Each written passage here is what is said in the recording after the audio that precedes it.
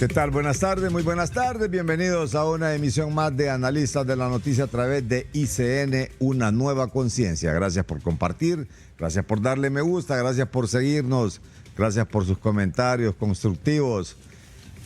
Y gracias a todos y cada uno que nos sintonizan en las diferentes plataformas de ICN, Canal 33, lo hago por publicidad, activo.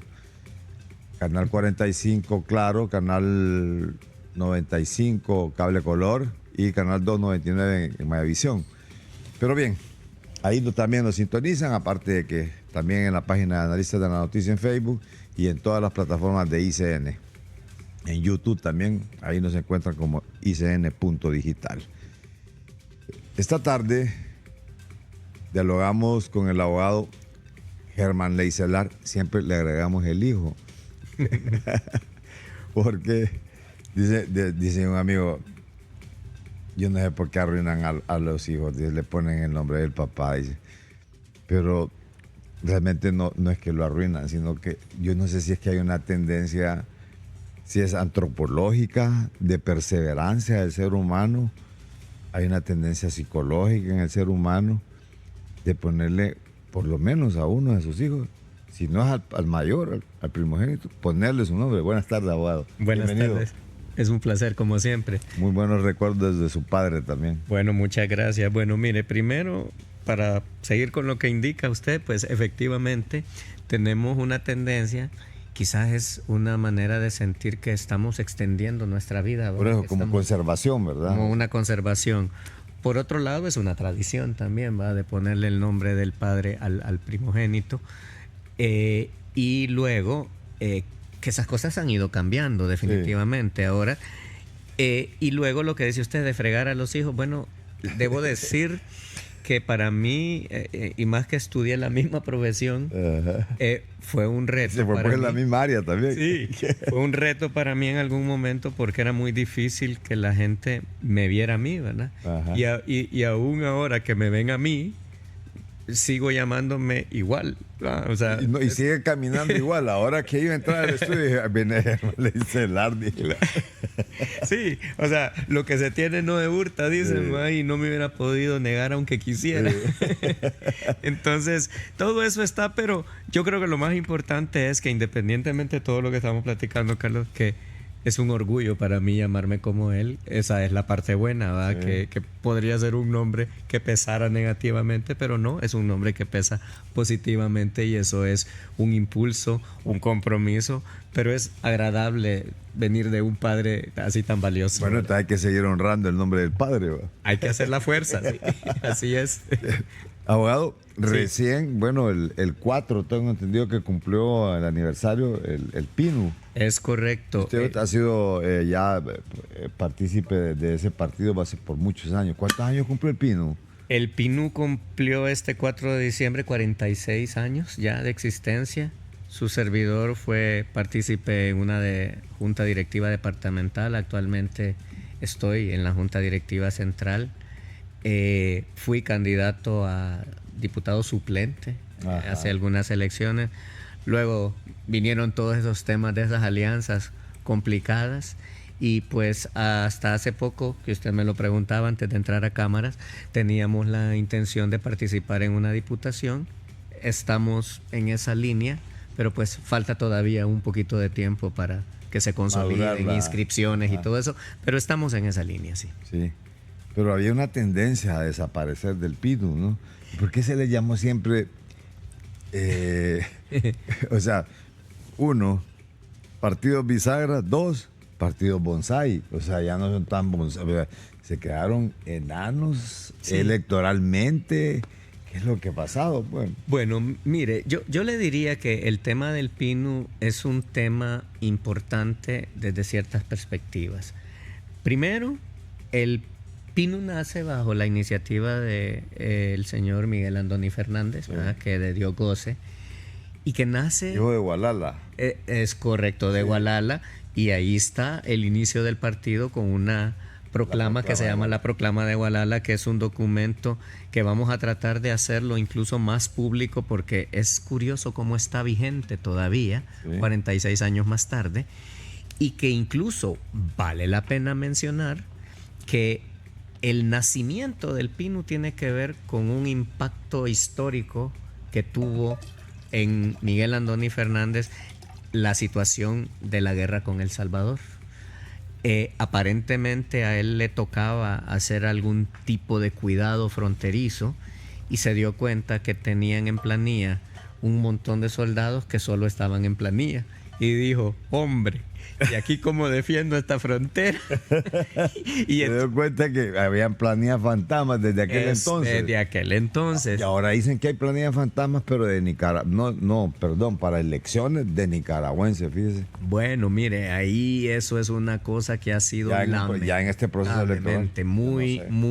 Muy común, pero bueno, ya entraremos en ese detalle, pero bueno, cerrándole esa parte, sí, efectivamente, incluso en este canal hubo una cobertura de un par de actividades en estos días que hubo, que tienen que ver en el marco de esta celebración del 46 aniversario del partido. Bueno, felicitaciones a todos los pinuistas. Bueno, gracias. Sí. Algunos que han bailado con todos los partidos, ¿verdad? Para quedarse. Bueno, ahí es lo que le digo. Hay tantas situaciones en el país en ese sentido. Y mire, retomando lo que decía y como para cerrar a la audiencia, mire, el partido es un partido que ha tenido participaciones buenísimas en la vida política del país. Las participaciones de todos los diputados han sido excepcionales. Buenos hombres el partido, sin duda alguna. Es correcto. Diputados. Lo que no hemos tenido ha sido el favor del pueblo, ¿verdad? Que lamentablemente siempre tiene la tendencia de votar por los partidos tradicionales, lo cual está bien, ¿verdad? Cada quien tiene derecho a eso, pero creo que el partido debió tener una mejor oportunidad porque demostró con sus acciones en el Congreso a través de diputados, que es a lo que más hemos llegado, que era un partido de avanzada, con una visión realmente de gobernar hacia el pueblo. Bueno, recuerda, la primera de las campañas que yo recuerdo cuando todavía era un poco más joven de lo que todavía soy, el lema del Pinu era que el poder absoluto corrompe absolutamente. Y bueno, lamentablemente es algo que hemos visto a lo largo de los años que se manifiesta. Sí, se mantiene, ¿verdad? Sí, lamentablemente es una cosa que es vigente. Pero bueno, el partido no está muerto, el partido está vivo. A veces a la gente le ofende que digan, partido bisagra, cuando se le dice despectivamente. Sí. Pero si usted se pone a pensar... Puede ser un equilibrio de la balanza. No, y dígame, ¿qué hacen las bisagras? Democráticamente. Carlos? ¿Qué hacen las bisagras? Exacto. Sostienen una puerta y si la sostienen bien, ahí hay una cosa. Pero entonces, aquí la terminología, o sea, se ha estigmatizado, pues, es decir, vendido, o sea, acomodado. Es correcto. ¿Dónde va Vicente? ¿Dónde va toda la gente? Estamos de acuerdo. Y efectivamente... Lo que hubo es eso, una falta de crecimiento del partido por esa falta de acceso al voto, pero bisagra o no, era una bisagra honrada, era una bisagra que era la conciencia moral política del país y que sigue siéndolo. Nada más que los tiempos se han transformado, obviamente hay una cantidad de cosas nuevas, pero el partido sigue siendo una muy buena opción. Siguen habiendo muy buenos miembros en el mismo. Creo que tenemos la posibilidad incluso de tener un crecimiento adicional en esta ocasión. Y reitero lo que siempre he dicho. Toda esta división que tenemos a nivel político, a nivel Congreso y toda esa cosa que sumerge a la nación en esta incertidumbre permanente, ¿sabe cómo se acabaría? Con una sencilla razón. Con que todas las personas que lleguen al gobierno, ya sea por una elección directa o una elección indirecta, una elección de segundo grado, lo que sea, lleguen con una premisa y es que Honduras es de todos y que llegamos a hacer un trabajo por Honduras y no por un partido o por alguien en particular. Hemos perdido amor al país. Usted. Eso es una realidad, pero ¿sabe qué? No nos dejemos manipular por ese sentimiento negativo. A todos los que nos están viendo, usted como ciudadano tiene una gran responsabilidad y por ahí empieza, Carlos. Sí. Si nosotros como ciudadanía hemos perdido la empatía, el respeto, el civismo, la solidaridad ciudadana, entonces el escenario político se va volviendo cada vez más negativo porque la gente se va encerrando en una actitud de negatividad hacia todo y la mente es poderosa. Por buenas que sean las cosas, si yo las quiero ver malas, las voy a ver malas. Así es. Y a veces es también un grado de mezquindad también, de tratar de ver las cosas buenas, ¿verdad? Claro. Es decir, y solo por política. ¿Va? Es correcto. Solo por política. Cegado por política, aplaza a cualquiera. Claro. Y no ha hecho nada bueno. Es correcto. Sí. Bueno, pero fíjese que aquí hay temas importantes y voy a aprovechar también esa expertise y ese conocimiento que tiene usted en materia laboral. O sea, a ver si colocamos uno de los temas, porque si agarramos nos metimos a la política es tan apasionante, decía aquel amigo, fútbol, política, religión, decía, no tienen perdón. Y sabe que lo más curioso, que muchas veces dice la gente, si hablas de política y de religión y de fútbol, ¿va? Wow, dice la gente, qué cosas tan distintas, pero fíjate que en el fondo son lo mismo.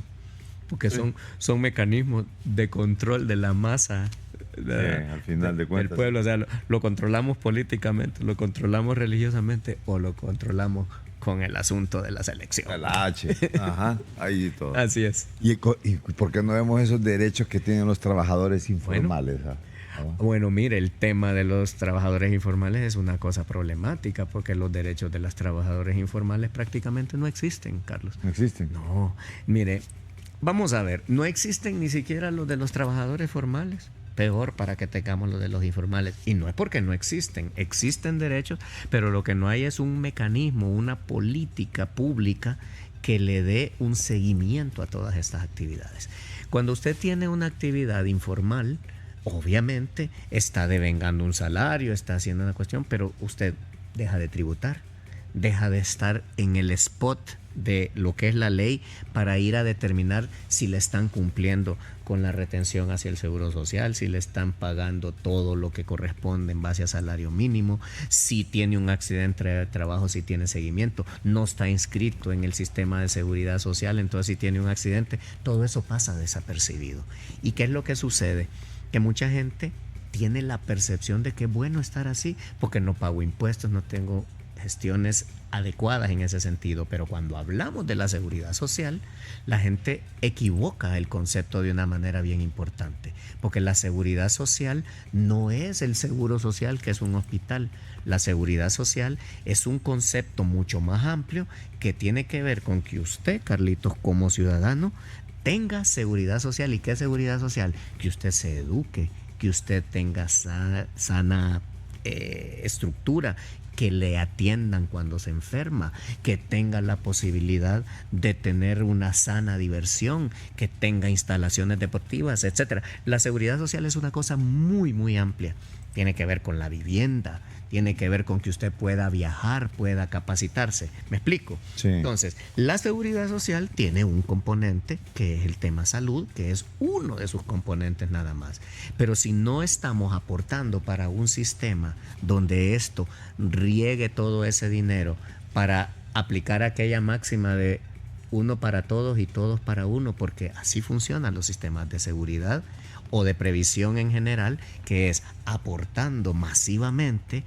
Si 100,000 personas aportamos y 10,000 se me enferman, pues los 90,000 que no se enfermaron están cuidando a los 10,000 que se enfermaron y así vamos rotando. Es un tema solidario plenamente. Bueno, pero ese es hablando en los términos de seguridad social. Sí. Pero digamos, alguien me dice, mira, yo estoy trabajando.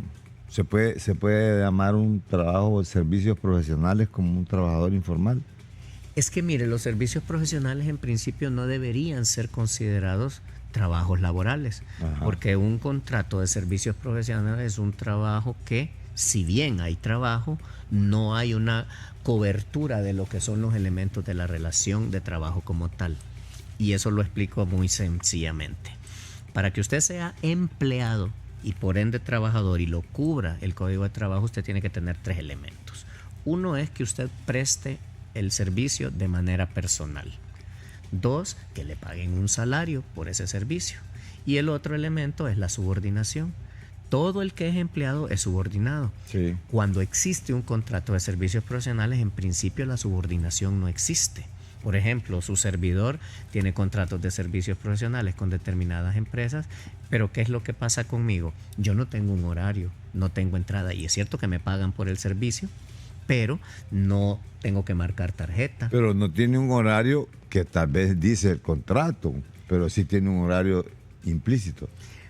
Quizás hay un horario implícito, pero no estoy sujeto. Por ejemplo, si una empresa que me contrató por servicios profesionales me dice, mire abogado, fíjate que tenemos una reunión a las 3 de la tarde mañana, ellos me van a decir, puede venir, porque yo no tengo la obligación de estar ahí. Obvio que por el servicio ellos esperan que yo esté, pero si tenía una audiencia o algún compromiso previo, yo les puedo decir, mire, mañana no puedo, pero puedo el jueves.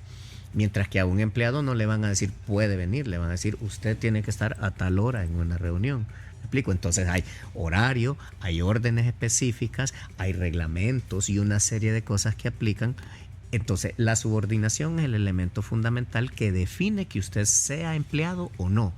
Ahora, ¿qué es lo que sucede con esta temática? Que se vuelve un problema difícil de interpretar porque fuera de lo que acabamos de decir hay principios laborales que son los que regulan toda la interpretación de los escenarios laborales. Entonces, ¿qué tenemos? Tenemos, por ejemplo, un principio que se llama el principio de la primacía de la realidad. ¿Qué significa eso?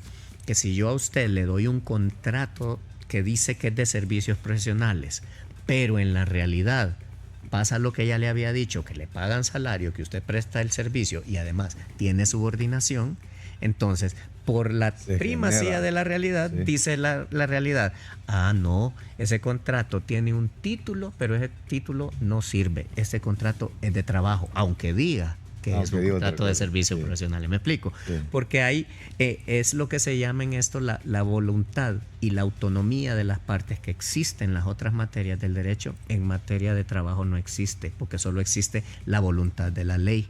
Y si se llenan los requisitos de los que estábamos hablando, simple y sencillamente usted puede decir lo que quiera de esa relación, va a ser una relación de trabajo. Y va a tener derechos. Va a tener derechos que se derivan de eso. Entonces, en el trabajo informal, esos derechos se van a derivar del hecho de que usted le paguen un salario, de que le paguen un servicio personal que usted da y que además tenga subordinación. Pero el problema es que si bien eso está implícito en la ley, se vuelve papel mojado por dos razones.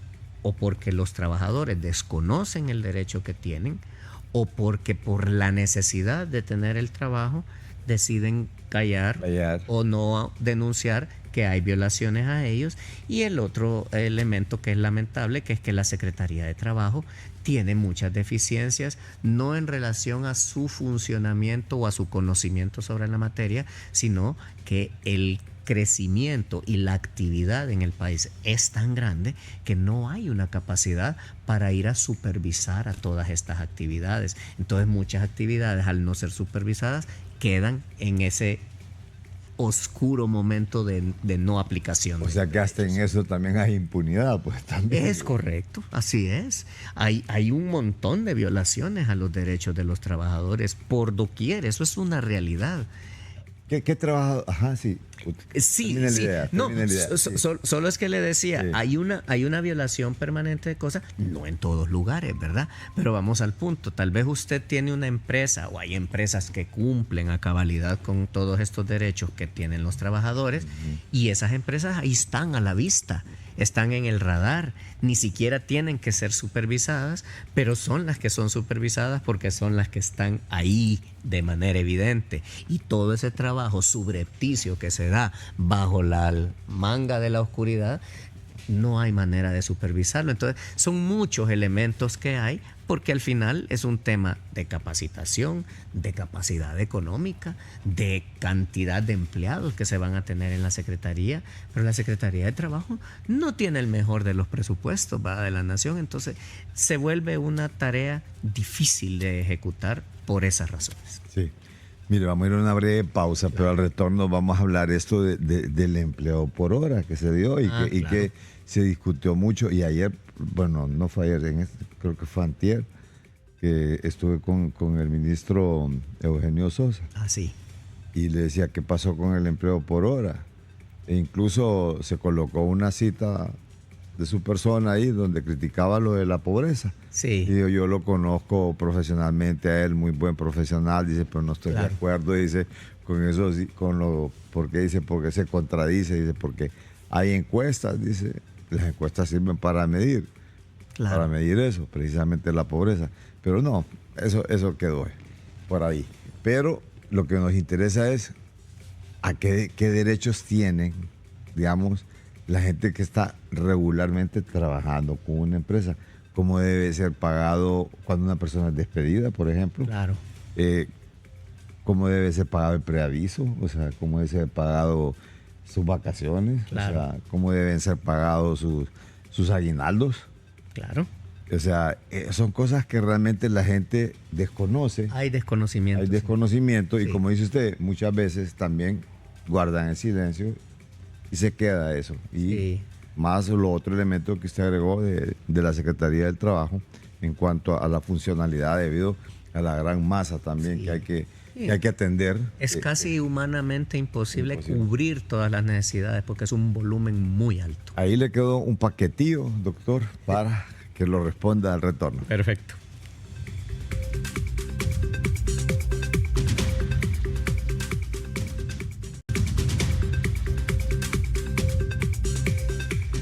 Bien.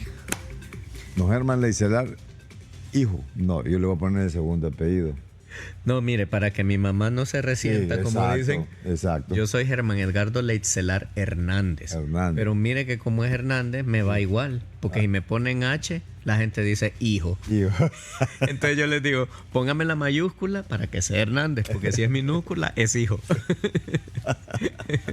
Bueno, el caso es que está marcado. Estoy marcado, así es.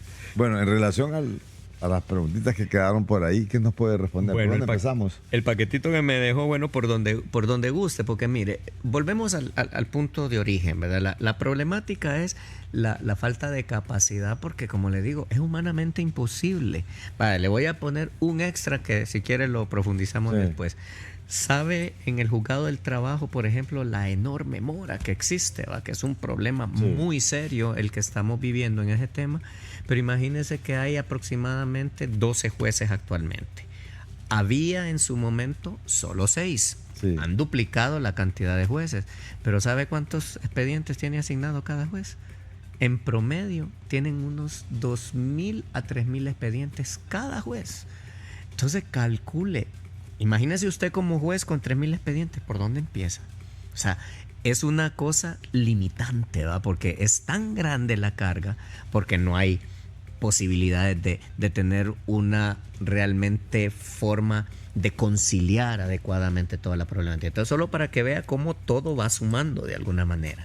Lo que decía el amigo Eugenio Sosa, pues es importante, pero mire, el problema fundamental, y hablando del tema de la ley de trabajo por hora que usted mencionó, es que lo que tenemos es una aprehensión hacia la protección que se le tiene que dar a las personas, en donde las personas que están tomando las determinaciones y algunos líderes sindicales, lo digo con todo respeto, no es un tema de atacar ni agredir, pero tenemos que diversificar nuestra manera de ver el trabajo.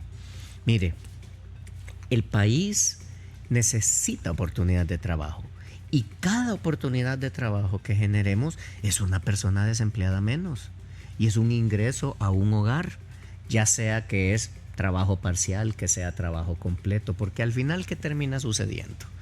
Mire lo que estábamos hablando. Hablamos de trabajo pleno, que implica que usted tiene horario completo, salario mínimo, seguridad social, etcétera, etcétera. Pero eso no ocurre ni siquiera en el sector formal de la economía. Entonces, es como que nos tapemos la cara y digamos, no queremos ley de trabajo por hora, por tal razón. Y al final, la gente está trabajando por horas, pero sin una ley que los proteja, ¿va? Porque al final, la necesidad tiene cara de chucho, dicen, ¿verdad? Y todas las personas tienen una actividad. Mire qué curioso que cuando decimos que hay desempleo, se habla de cifras de un 40% de desempleo, que les soy honesto, yo creo que esa cifra se queda corta. Yo creo que posiblemente el desempleo sea más del 40% que se menciona oficialmente. Pero ¿qué sucede? Me va a decir usted que el 60% de la población está en su casa así de brazos cruzados, desocupado. No, están haciendo algo, están vendiendo un producto o están revendiendo, se la están rebuscando, como dicen, porque todo mundo tiene alguna actividad, excepto algunos que tal vez son personas que tienen el terrible daño que nos genera la remesa, porque mire, sostiene prácticamente el 50% del Producto Interno Bruto del país, las remesas. Pero hay muchas personas que como tienen la remesa dicen, ay, ¿para qué voy a ir a buscar trabajo?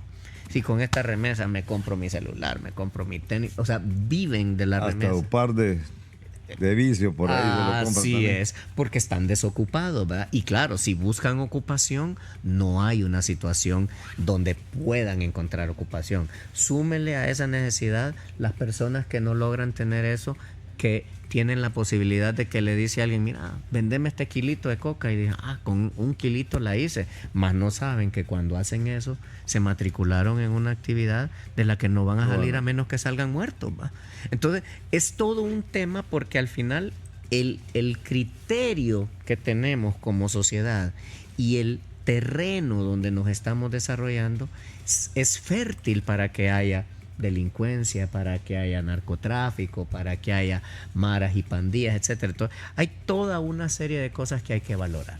Y terminando con el tema de la ley de trabajo por horas, en su momento se me criticó porque yo defendía la ley, pero siempre dije, no es defender la ley, es defender la oportunidad que esto genera, porque al final hay actividad de fondo. El problema es que no hubo o sea, se eliminó, quedó abolido. Es correcto. Pero no hubo una respuesta tampoco. No hubo una alternativa. No hubo una alternativa. Así es decir, y esta gente sigue, porque yo le aseguro que la mayor parte de negocios que ocupan jóvenes estudiantes y que ocupan por horas, los contratan por horas. Ahí tocó usted un punto importante. Por ejemplo, la ley de trabajo por horas lo que hace es regularle un sector, un nicho de la actividad productiva que puede explotarse adecuadamente. Sí.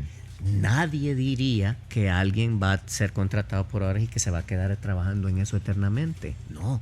Pero, por ejemplo, usted mencionó estudiantes. Puede haber madres solteras. ¿Qué pasa? Si usted le dice a alguien, mire, la jornada de trabajo es de 8 horas. Eso significa que se va a echar 8 horas en el trabajo, más la hora de descanso, ya son 9 horas. Si hay un par de horas extras, ya son 11 horas. ¿Qué significa eso? Que una persona que consigue un trabajo, porque normalmente las personas empiezan a trabajar cuando cumplen los 18 años, etcétera, porque se insertan en el mercado laboral. ¿Qué pasa si usted quiere estudiar? Usted puede estudiar sacrificándose, ¿va? Porque dice, bueno, voy a hacer este horario, etcétera. Pero si usted tiene un horario como el que le describí, las posibilidades de estudiar, capacitarse y crecer a otro tipo de actividades está prácticamente negada para usted como persona. Entonces, ¿qué pasa? Si un estudiante, que eso pasa en otros países, dice, ok, yo me voy a conseguir un trabajito de 4 horas. Entonces trabaja 4 horas, con eso tiene un ingreso y tiene libertad plena para estudiar. Eso es una forma de darle un crecimiento. Claro, debería ser una transición. O sea, que usted, porque es estudiante, porque viene iniciando, puede insertarse en el mercado laboral a través de un trabajo por horas para que usted pueda desarrollar todas esas actividades. Mucho se discutió por la explotación a que eran sometidos, el mal pago que estaban recibiendo y que no gozaban ni siquiera de ningún beneficio. Bueno, pero eso es una falacia. No voy a decir la agresión esa de eso es mentira. No es. Pero es una falacia porque el problema es que la ley preveía todo eso. Daba derechos de seguridad social, daba derechos de que se respetara el salario mínimo, incluso respetaba los derechos de los trabajadores a pertenecer a sindicatos, etcétera, de cosas. La ley cubría todos los derechos. Claro, la realidad es que en la vida real se violaban los derechos, pero no es que la ley no los contemplaba, la ley los contemplaba, pero se violaban igual que se viola el Código de Trabajo. El Código de Trabajo tiene un montón de cosas que son buenas que se violan todos los días. Y nadie habló de derogar el código, ¿va? Se viola la Constitución y no digamos. Así es. Pero volvamos al tema entonces, Sí. o sea, de lo que se quedó en el paquetillo. Era que tengo derecho cuando mi preaviso tiene que ser pagado, o sea, cuando tengo derecho a qué. Cuando bueno, mire, hay un montón de leyendas urbanas, como ¿sí? dicen en la ley, ¿va? Porque aquí dice, bueno, no me quiere, págueme mis prestaciones. Sí. Bueno, las prestaciones, para que la gente sepa, no son un derecho. Son una indemnización que se produce si una empresa despide a un empleado sin que exista una justa causa. Pero digamos, si un empleado lo que tuvo es mal comportamiento, robó algo o dañó alguna cuestión o tiene una conducta de falta de trabajo en equipo, agrede a su jefe, etcétera. Respeto, sí. Hay un montón de causales que pueden servir para que lo despidan. Si la empresa sigue todo un procedimiento y lo sanciona con un despido, cuando lo despiden no tiene derecho a prestaciones. Claro, ¿a qué tiene derecho? Tiene derecho a demandar para que un juzgado defina si la causa que se le implicó es buena o no. ¿Y cuáles son los derechos irrenunciables? Los derechos irrenunciables son las vacaciones, el salario devengado hasta el último día que trabajó. Aún siendo despedido. Aún siendo despedido. Sí. Eso, pase lo que pase, le tienen que pagar sus vacaciones no gozadas, sus vacaciones proporcionales del último año, su 14º, su 13º, y esos valores también se tienen que pagar proporcionalmente, y además se le tiene que pagar el salario que haya devengado hasta el último día que trabajó. El tema del preaviso supone o presume una figura en la cual yo le voy a notificar a una persona que lo voy a cancelar. Pero ¿qué es lo que sucede? Que el preaviso antes era una causal de terminación. ¿Qué quiero decir con terminación para los que nos están oyendo? Despido y terminación no son lo mismo. ¿Por qué? Porque despido es una de las maneras en que puede terminar el contrato de trabajo. Sí. O sea, terminación es una figura general que aplica a todas las formas en que el contrato de trabajo termina. Pongo un ejemplo. Si yo soy empleado y voy y pongo mi renuncia, el contrato termina, pero no me despidieron, yo renuncié, ¿correcto? Sí. Tocamos madera, ¿va? Si yo me muero, el contrato termina. Si yo... ¿Y qué pasa cuando alguien muere? Hay derechos. Por eso le decía, sí, de acuerdo a cada elemento en cual termina la relación de trabajo, hay distintos escenarios. Entonces, repito, termina la relación por muerte, entonces le tienen que pagar 600 días de salario, le tienen que ayudar con los gastos funerarios a la familia, etcétera. Sí. Y hay una serie de derechos que derivan de la muerte de un trabajador. Sí. Si hay una renuncia, también hay determinados derechos, que son los derechos adquiridos, y en el caso de que una persona tenga más de 15 años de antigüedad, tiene derecho a que se le pague un 35% de lo que hubieran sido las prestaciones. Sí, me iba a decir algo. No, es que no me parece que está bien, sí, interesante, pues porque bastante gente, claro, muchos de nosotros también desconocemos. Es correcto, entonces hay muchos escenarios. Entonces, usted lo que tiene que valorar es cómo terminó la relación de trabajo. Ya dimos 3 ejemplos, muerte, renuncia o despido. Por muerte hay un paquete de derechos, por renuncia hay otro paquete de derechos y por despido hay otro paquete de derechos. En el despido solo hay los derechos adquiridos porque no hay auxilio de cesantía, que es lo que la gente llama prestaciones. Sí. Pero cuando lo despiden, con esa nota usted tiene el derecho de ir a un tribunal y demandar para que un juzgado valore si el proceso fue legal y si además la causa justa que le invocaron está debidamente administrada. Si el juzgado determina que el despido se hizo de manera incorrecta, entonces como indemnización le pagan las prestaciones y el preaviso, que es el paquete que no le pagaron porque el despido era con justa causa. también existe otra opción. El trabajador puede decir, no, yo no quiero prestaciones, yo quiero volver a mi puesto de trabajo. Eso es una demanda por reintegro. Si el trabajador demanda y gana una demanda por reintegro, entonces tiene derecho a que le paguen todos los salarios que no devengó, los salarios caídos que se le llaman, y hasta el momento en que se reintegre al trabajo. Entonces, todos los escenarios son los que se manejan y que son obviamente distintos de acuerdo a cada enfoque y a cada hecho que haya acaecido para la terminación de la relación. Abogado, decían que ganarle una demanda al Estado es como pegarle a un ebrio, a un bolo. Realmente, ¿qué es lo que ocurre en esto? Porque el funcionario nuevo que llega a la administración pública no le importa. Sí. No le importa cuánto le costó al Estado y al mismo claro, pago impuestos, aquel hondureño que se fue a formar a otro lado, que fue pagado por el Estado, que fue becado.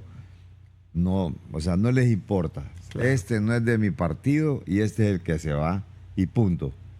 Mire. Y ahí es donde viene la lluvia de demandas que generalmente las pierden. Solo dice la gente. Yo he escuchado comentarios y no sé si usted lo ha oído también que dicen, pues esperar que termine. Yo sé que al final me van a premiar pagando todos estos salarios y voy a ganar mi demanda. O sea, cuando este partido termine, fijo que gano esa demanda. Sí, ¿Por qué esa actitud y por qué realmente, qué es lo que ocurre con esto? No hay responsabilidad del funcionario público tampoco. Es que mire, ahí es donde vienen algunos escenarios en donde se tergiversa todo lo que es. Vamos a ver, cuando hablamos del Estado ya no estamos hablando del Código de Trabajo propiamente, sino que estamos hablando del régimen de servicio civil, que es el derecho laboral del Estado. Por supuesto que la mayoría de los principios que están regulados por el Código de Trabajo están presentes en cualquier ámbito de regulación de la ley laboral, pero cuando hablamos del Estado, por ejemplo, la estabilidad en el empleo que tiene un empleado de una empresa privada en materia de servicio civil, que es el derecho laboral del Estado, se llama carrera administrativa. Entonces, ¿qué es lo que sucede? Que el tratamiento que se le da al empleado que es de materia de servicio civil tiene naturaleza muy similar, pero tiene reglas diferentes. ¿Por qué? Porque se trata del Estado. Entonces, ¿qué sucede? Por ejemplo, el Estado, como bien dijo usted, invierte una enorme cantidad de dinero en empleados que van a llegar a prestar un servicio. Todos los empleados que hay en el servicio público, ¿verdad?, del Estado, ¿qué son? Son parte del Poder Ejecutivo. Sabemos que tenemos la división de poder, ¿verdad? Poder legislativo, poder ejecutivo y poder judicial. ¿Qué es el poder legislativo? Es la representación directa del pueblo, ¿verdad?, en una votación directa para que lo llegue a representar, y la función de esto es legislar y generar todas las políticas públicas, todas las leyes que van a regular las actividades del Estado en todas las áreas. Luego tenemos el Poder Ejecutivo, que, valga la redundancia, ejecuta toda esa legislación de la que estamos hablando, la hace parte de todo el funcionamiento del Estado a través de las distintas secretarías. Entonces, el Poder Ejecutivo es el que da servicios al pueblo, o sea, los primeros representan al pueblo para legislar. El Poder Ejecutivo es el que está en contacto con el pueblo. ¿Por qué? Porque usted va a pedir su tarjeta de identidad y entonces ahí el Estado lo está atendiendo usted para que tenga su tarjeta de identidad. Usted va a pagar impuestos, lo están atendiendo para recibirle los impuestos, etcétera, etcétera. Entonces es el Poder Ejecutivo. Y luego el Poder Judicial, que es el que va a dirimir los conflictos que se den de la ejecución de toda esa temática legal. Entonces, ¿qué pasa? El servicio civil tiene toda esa estructura que estamos mencionando, y cuando usted está invirtiendo en un empleado, usted lo que está haciendo es invirtiendo en ese servicio que le va a dar al pueblo y en el expertise que las personas van a tener. Pero ¿qué es lo que ha pasado? Que lamentablemente la canasta de empleos en el Estado se ha vuelto un botín de los partidos. Sí, para pagar el favor político. Para pagar el favor político, y para colocar a mis correligionarios, los que anduvieron en la campaña. Familia, ¿va? También. Sí es. entramos al tema nepotismo. Entonces, ¿qué es lo que pasa? Que cuando concebimos el Estado de esa manera, el Estado nunca va a evolucionar de manera positiva. Vaya, por ejemplo, le pongo solo este ejemplo final. Usted, este lugar donde estamos, que usted es empleado de este lugar y hay otro montón de gente, es una empresa. ¿Qué pasaría si mañana viene alguien como nuevo gerente y dice, ¿saben qué? Aquí vengo con toda mi gente, sáqueme a todo este mundo. ¿Qué pasa con el expertise suyo? Usted es un periodista experimentado de años que tiene este programa, etcétera, y van a traer uno nuevo que no sabe nada de nada. Esta empresa no duraría, porque está perdiendo todo el valor, porque el valor fundamental que tienen las empresas y el Estado a través del Ejecutivo es una empresa también. Si usted elimina todo el expertise que tiene, todo ese capital económico invertido en ese capital humano, se pierde y entonces no hay una evolución positiva. Por supuesto que hay relevo generacional en el que usted va a ir sustituyendo a esas personas eventualmente, pero no es que cada 4 años llegue y todos van para afuera y vengo con otro grupo de gente, ¿no? Pero eso suele ocurrir en la es lo más pública. Común, lamentablemente. Ahora, no cabe responsabilidad ningún funcionario la pérdida de todas esas demandas, porque a final de cuentas las pagamos todos, abogados. Y cuando se pierden las demandas en contra del Estado. Pero ahí ya es otro, el Estado pierde demandas y fácilmente algunas dicen que son hasta negociadas. Mira, demanda por este lado que ya me da la otra parte. Pero mire, vamos a ir a una breve pausa. Sí, perfecto. Nos emocionamos. Y luego, sí, claro, luego tenemos también pautantes y... Claro. Vamos. Bien. Bueno.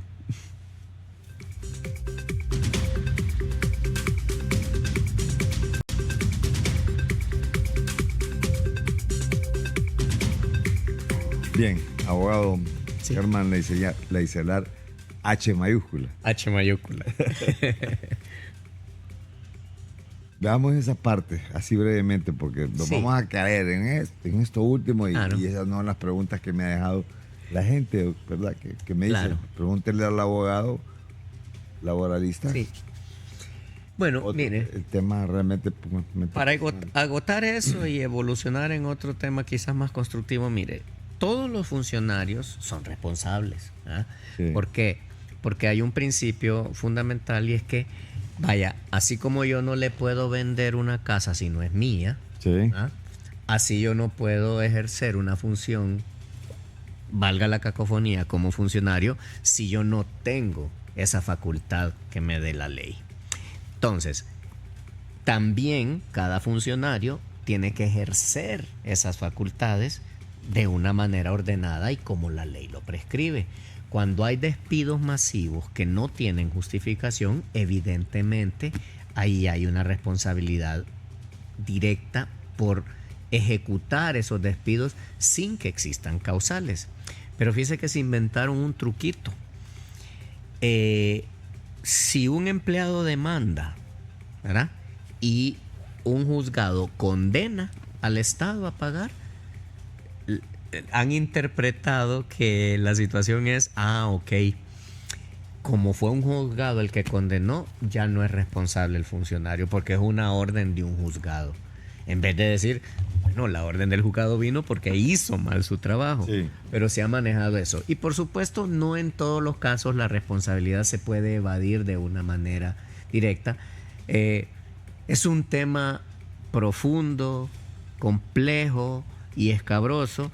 Entonces no quisiera dejar la impresión de que automáticamente el funcionario es responsable, aunque sí tiene responsabilidad, pero habría muchos elementos que analizar antes de poder decir con certeza si a alguien se le puede o no deducir responsabilidad, ¿verdad? Porque al final usted puede tener responsabilidades de carácter económico porque causa un perjuicio, puede tener responsabilidades de carácter administrativo porque ejecutó mal alguna actividad y puede tener otro tipo de responsabilidades que son penales cuando ya detrás de esas actividades hay una, como le digo, ya una voluntad de un dolo y que constituya delito. Entonces, de la manera en que esas 3 responsabilidades que le acabo de mencionar se comporten en cada acto particular, usted podrá deducir determinadas y distintas formas de responsabilidad para un funcionario que lamentablemente no se ha hecho porque estamos en pañales en lo que es el seguimiento de las actividades de los funcionarios, estamos en pañales incluso en lo que es la declaración de bienes de los que llegan a ser funcionarios, y estamos en pañales en lo que tiene que ver la debida rendición de cuentas para todas las actividades, que debiese ser parte implícita de cada funcionario público. ¿Cómo deben de ser pagadas las prestaciones a un empleado que es despedido? Bueno, mire, si una persona es despedida y, como dijimos, no es con justa causa, sí, las prestaciones, deberían ser pagadas de manera inmediata, ¿va? Que ahí le dan cuento a un montón de gente, le dice, mira, que la ley me permite pagártela en tantos meses. Eso no es estrictamente cierto, porque cuando usted ya tiene un derecho, usted tiene derecho. Además, ya no hay nada que lo ligue con la empresa. Así es, entonces usted ya está todo, el paquete al que tiene derecho debería ser pagado. Claro, a veces hay procesos administrativos, sí, tengo un tiempo, pero no es que me voy a tardar 2 años en pagárselo. Y ahí es donde viene el tema de que bajo esto de desconocimiento y esas formas de funcionar inadecuadas, nos llenamos de un montón de demandas que tal vez no deberían existir, y eso se vuelve aún más costoso. Entonces, ese es uno de los escenarios. Nada impide, eso sí, que si yo le digo a usted, por ejemplo, mire, yo le debo prestaciones a usted, pero mire, la empresa está mal, firmemos un convenio, yo se la voy a pagar de esta y esta manera. Eso es válido también. Lo que sí necesita todo empleado y toda empresa es un documento que respalde la operación, ¿va? Porque las palabras se las lleva el viento. Sí. Entonces, si usted... Y ahora ya no hay palabras. Es correcto. Entonces, si usted tiene un derecho y no lo deja documentado, le pasa el término de prescripción y se fregó, ¿verdad? Que ahí viene el punto. Se lo cierro en esto y le doy la siguiente pregunta que tenga. Si a mí me despiden, yo tengo 2 meses para actuar contra ese despido. Tengo que ir a la Secretaría de Trabajo, interponer un recurso, que yo lo puedo interponer o no cuando es el empleado de una empresa privada. Sí. Cuando es el Estado es obligatorio ir, pero cuando es una empresa privada no es obligatorio ir. Pero ¿qué pasa? Yo tengo que hacer eso, y si no lo hago, tengo 2 meses para promover la demanda. Si voy a la Secretaría, después de que termino la conciliación, que así se llama el procedimiento, tengo 2 meses más para promover la demanda contra la empresa. Cuando es el Estado es obligatorio ir, y entonces ese es el término. Si usted no acciona en ese término después, aunque demande, la pierde por prescripción. Perfecto. Ahora bien, ¿cuándo debe ser entregado?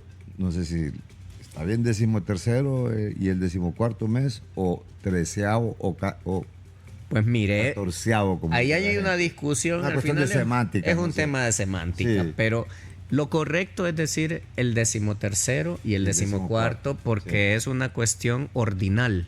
Así es. Si usted dice 13º, quiere decir que es una 13ª parte de algo. Entonces, eso, digamos que lo correcto es 13º. Sí. Entonces, el 13º, que es el que se llama aguinaldo, se paga en diciembre, y el 14º se paga en junio. ¿Cómo se calcula eso? Se calcula con los salarios que se han devengado de diciembre a diciembre, si es el 13º, y los devengados de junio a junio, si es el 14º. Y lo que es un mes de salario adicional. Eso es lo que es. ¿Y ese tiene que ser pagado en su totalidad o puede ser centaviado también? No puede ser centaviado. Es más, la ley dice claramente que es un mes de salario que se paga en esa fecha. Si lo pagas... pero hay fechas estipuladas. Sí. Es en junio. En junio. Es en junio y es en diciembre. Normalmente lo pagan en la primera quincena. ¿Ah? Creí que había alguna fecha que se decía los primeros 20 días del mes tiene que ser pagado. Es lo que se hace usualmente. Pero se hace usualmente, pero no hay ley que lo diga. No hay una fecha específica, solo habla de que eso... El término del mes, sí. Sí, porque le tiene que pagar su mes y además un mes adicional. Y normalmente se hace entre los primeros 20 días en la mayoría de los lugares. ¿Ok?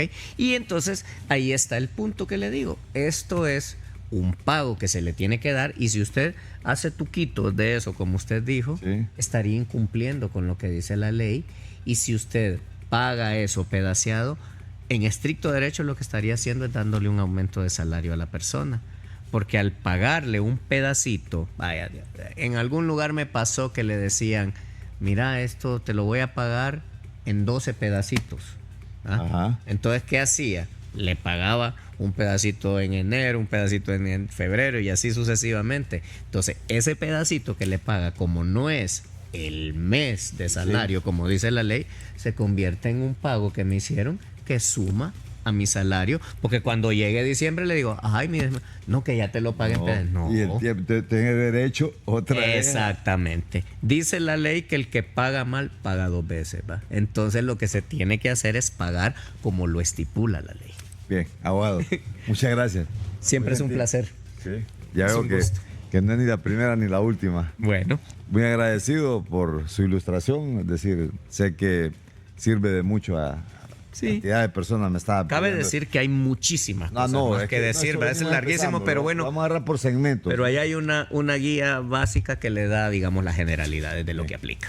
El abogado Germán Leicelar Hernández, aquí en Analistas de la Noticia. Buenas tardes.